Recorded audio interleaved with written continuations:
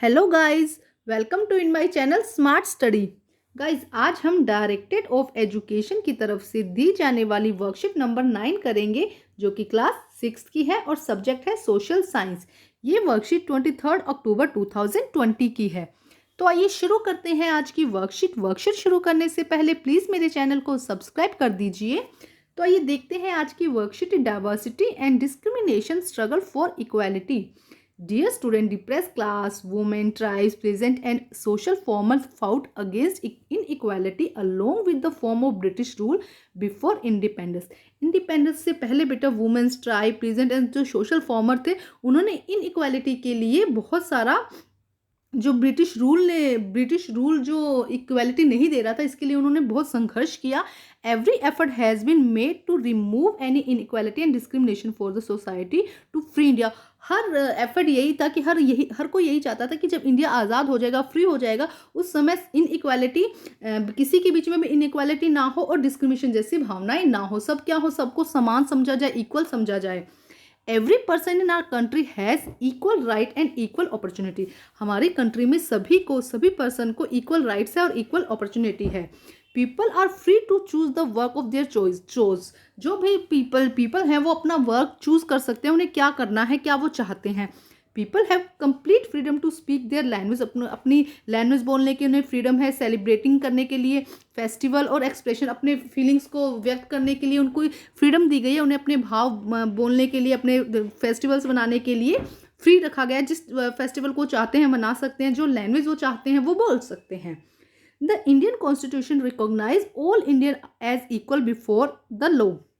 Indian constitution ने इसी बात पर ध्यान दिया कि सभी इंडियंस को क्या रखा जाएगा, इक्वल रखा जाएगा। In state that no person shall be discriminated on the basis of religion, sex, caste, religion, language, colour etcetera. तो देखो क्या कह रहा है कि इस बात का ध्यान रखा गया और जो हमारा कॉन्स्टिट्यूशन है उस पर यह बताया गया कि किसी भी पर्सन के बीच में रिलीजन्स, मेल फीमेल को लेके, कास्ट को लेके या लैंग्वेज को लेके, उसके कलर को लेके कभी भी डिस्क्रिमिनेशन नहीं किया जाएगा, कोई भेदभाव नहीं किया जाएगा। All will be treated equally. सभी को क्या समझा जाएगा, इक्वल समझा जाएगा, वट एवर रिच और पुअर, चाहे वो अमीर हो या गरीब। For example, the door of the school are open to all and all adult have equal right to vote during election.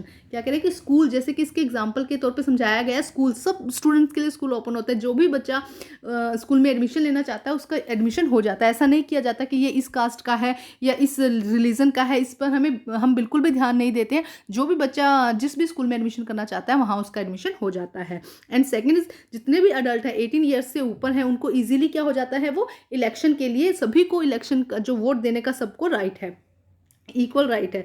Despite constitution measure there are sign of inequality in India. हमें पता है कि हमने constitution में पढ़ा है, लेकिन constitution के बाद भी बहुत से ऐसे साइन देखे गए हैं जहाँ पे इंडिया में इनइक्वालिटी दिखाई देती है। देखिए कैसे inequality effect the poor most, और सबसे ज़्यादा ये इफेक्ट किससे करता है, पुअर लोगों को, गरीब लोगों को। Why there is no equality among the people.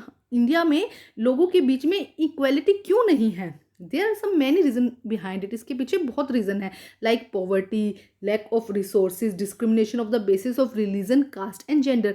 Poverty, गरीबी इसका रीज़न है कि लोगों के पास में पैसा नहीं है, गरीब हैं लोग। लैक ऑफ सोर्स, उनके पास में संसाधन नहीं है। Discrimination of the basis of the caste and gender और कास्ट एंड रिलीजन को लेके जो भेदभाव किया जाता है, ये सब इसके पीछे रीज़न है जिसकी वजह से लोगों के बीच में इनइक्वालिटी होती है। Many individual and organization fought for equality. बहुत सारे इंडिविजुअल, खुद पर्सन या एक ऑर्गेनाइजेशन ने इक्वालिटी के लिए बहुत संघर्ष किया है, जैसे कि doctor Bhimrao Ambedkar struggle for the entry of the every one into the temple for society equality. Doctor Bhimrao Ambedkar ने स्ट्रगल किया। पहले क्या था कि जो कास्ट का देखा जाता था कि ये ऊपर की कास्ट है, ये नीचे के लोग हैं, नीचे की कास्ट है, तो उनको टेम्पल्स में एंट्री नहीं दी जाती थी। लेकिन डॉक्टर भीमराव अंबेडकर ने इसके लिए, सोसाइटी के लिए उन्होंने फाउट किया और देखा और सोशल इक्वालिटी दिखाई और कहा कि सबके सब लोग टेम्पल में एंटर कर सकते हैं। Mahatma Jyotiba Phule and Savitri Phule fought for the women education. Mahatma जो ज्योतिबा फूले और सावित्री फूले थे, उन्होंने भी वुमेन की एजुकेशन के लिए क्या किया, फाउट किया, बहुत लड़ाई करी, संघर्ष किया उन्होंने इसके लिए कि जो पहले कहा जाता था कि जो लड़कियां हैं उसको पढ़ाई की ज़रूरत नहीं है, इस पर नहीं जोर दिया जाता था, लड़कों की पढ़ाई पर जोर होता था, बट लड़कियों की स्टडी के लिए कोई मतलब स्टेप नहीं उठाता था। लेकिन ज्योतिबा फूले और सावित्री फूले ने ये इसके लिए बहुत संघर्ष किया और उन्होंने कहा कि वुमेन की एजुकेशन में बहुत ज़्यादा ज़रूरत है। अब देखते हैं इसके क्वेश्चन।